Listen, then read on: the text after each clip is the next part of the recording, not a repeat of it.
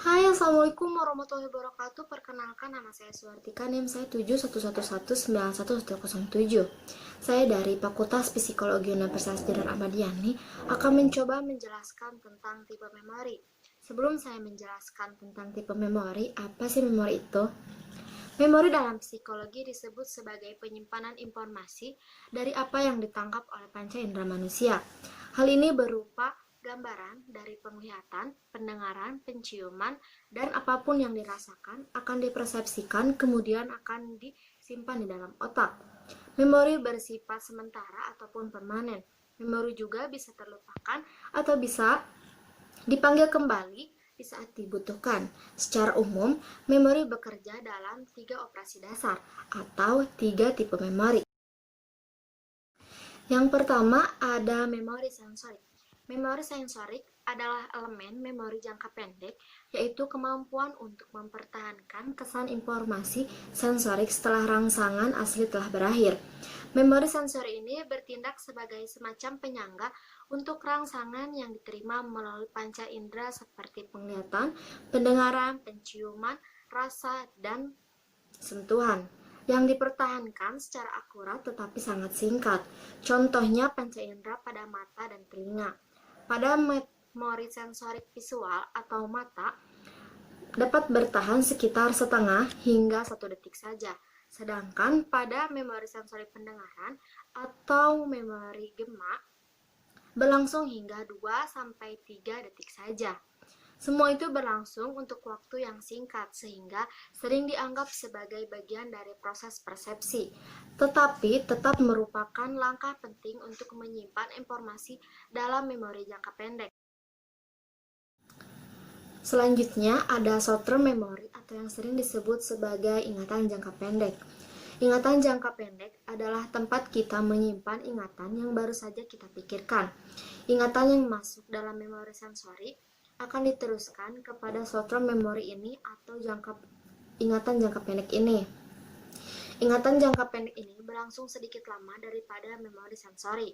Selama kita menaruh perhatian kepada sesuatu, kita dapat mengingatnya dalam ingatan jangka pendek. Jumlah informasi yang bisa disimpan dalam memori jangka pendek ini sangat terbatas, yaitu 5-9 informasi saja yang dapat berada dalam memori jangka pendek.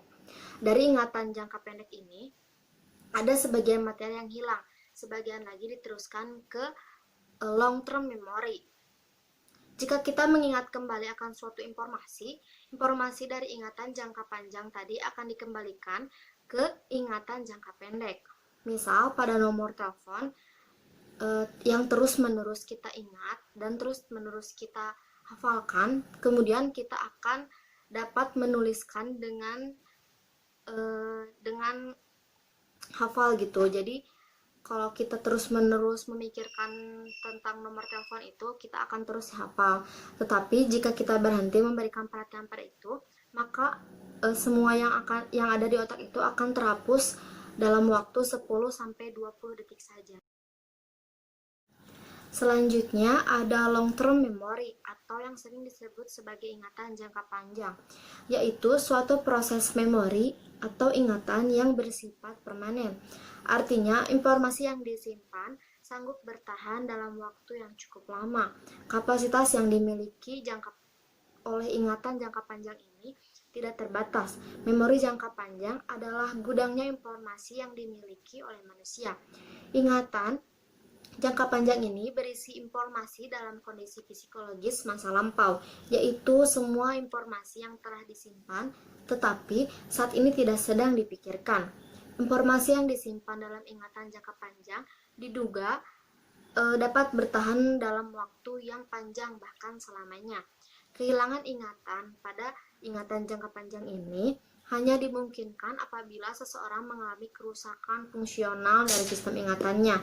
Contoh adalah ketika kita mengingat peristiwa penting seperti hari jadi, hari kelahiran, ataupun hari pernikahan yang disertai dengan kejelasan dan detail yang jauh lebih besar. Hal ini disebabkan oleh seberapa sering kita mengakses memori itu, karena kenangan yang sering diakses akan menjadi jauh lebih kuat dan lebih mudah untuk diingat. Mengakses kenangan ini berulang-ulang memperkuat jaringan saraf di mana informasi dikodekan. Di sisi lain, kenangan yang tidak sering diingat terkadang dapat melemahkan atau bahkan hilang atau digantikan oleh informasi yang baru. Long term memory ini juga dibagi menjadi dua, yaitu ada eksplisit dan implisit. Kenangan eksplisit yaitu termasuk semua kenangan yang ada dalam kesadaran manusia. Memori eksplisit pun dibagi menjadi dua, yaitu memori episodik, peristiwa tertentu, dan memori semantik, pengetahuan tentang dunia. Contohnya, ketika kita menyebutkan alamat rumah kita, tanpa kita berpikir kembali. Maksudnya tuh kayak misal ada yang nanyain alamat rumah, terus kita tuh dapat menyebutkannya tanpa kita memikirkan untuk beberapa kali gitu, jadi langsung spontan. Terus yang kedua ada kenangan implisit, yaitu mencakup memori prosedural yang melibatkan kenangan gerakan tubuh dan bagaimana menggunakan objek dalam lingkungannya. Contohnya saat kita mengendarai mobil atau saat kita menggunakan laptop atau komputer.